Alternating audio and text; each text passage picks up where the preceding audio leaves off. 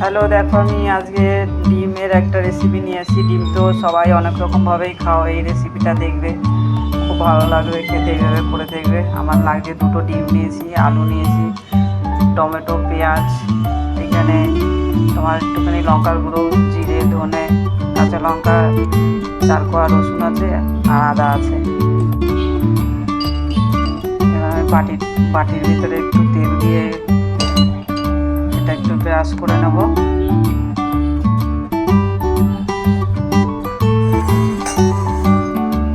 দুটো ডিম দেখো আমি ভেঙে সব বার করে নিয়েছি। এবার অল্প করে একটু নুন দিয়ে ডিমটাকে ফাটাবো। ডিমটা দেখো ফেটানো হয়ে গেছে। এটাকে বাটির ভিতর ঢেলে দিলাম। এবার জল বসিয়েছি, জলটা গরম হয়ে গেছে, ফুটে গেছে। এবার বাটিটা এর ভিতরে বসিয়ে দেবো।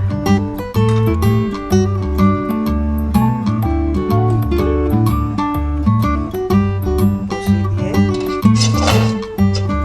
এটাকে একটু ঢেকে রাখবো কিছুক্ষণ। এবার ঢাকনাটা তুলে নিচ্ছি।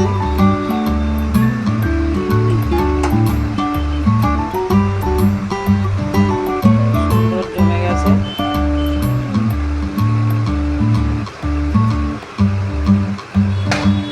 বাটিটাকে উপর থেকে তুলে নেব। ঢেলে নিচ্ছি। সুন্দর বেশ জমে গেছে। এবার এটাকে চাক করে কাটবো। সুন্দর জমে গেছে। এবার এই চাক করে কাটবো। এবার সুন্দর চাক করে কেটে নিয়েছি ছোট ছোট করে, পনির মতো। এখানে মশলাটাও রেডি করে নিয়েছি, আলুগুলোও ছোট ছোট করে কেটে নিয়েছি। এবার কড়াই বসিয়ে দিয়েছি, তেল দেবো। তেল গরম হয়ে গেছে। এবার যে চাক করে কেটেছিলাম সেইগুলো একটু ভাজবো। অল্প একটুখানি হলুদ, অল্প একটুখানি নুন দিয়ে ভাজবো। এগুলো ভাজা হয়ে গেছে। এবার এগুলো আস্তে আস্তে তুলে নেবো। এবার আলুগুলো ভেজে নেবো।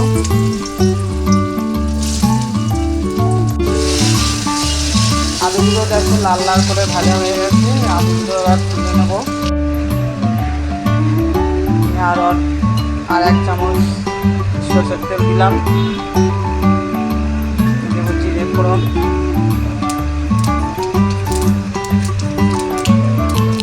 একটা তেজপাতা,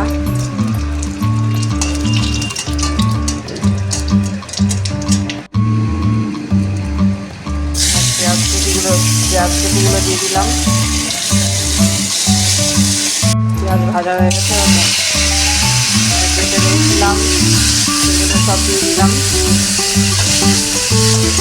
টমেটো, রসুন, আদা, পেঁয়াজ, মশলাগুলো সব দিয়ে দিলাম।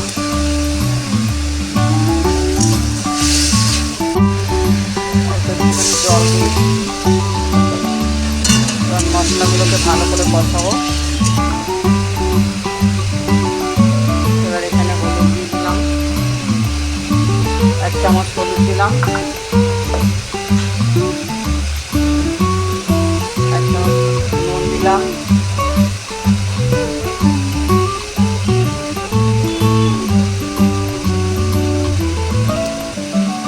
কাঁচা লঙ্কাগুলো যে চিড়ে রেখেছিলাম সেগুলো দিয়ে দিলাম। এবার আরেকটু মশলাটাকে কষাবো।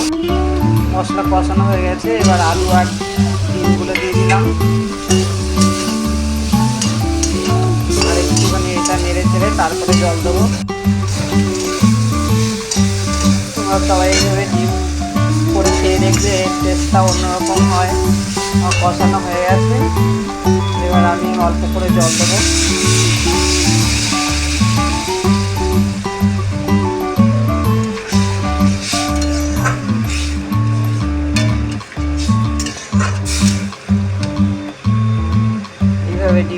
এর টেস্টটা অন্যরকম হয়, খেতে খুব ভালো লাগবে। তোমরা সবাই খেয়ে দেখবে। এবার একটুখানি ফুটুক হোক, তখন ঢাকা থাক।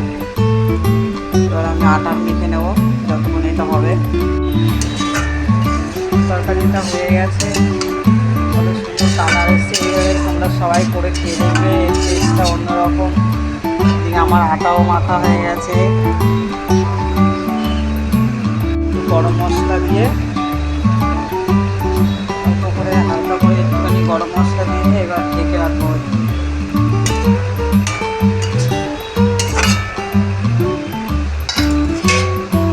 এবার ঢেকে রেখে দেবো, তারপর রুটি করে তারপর খেতে দেবো।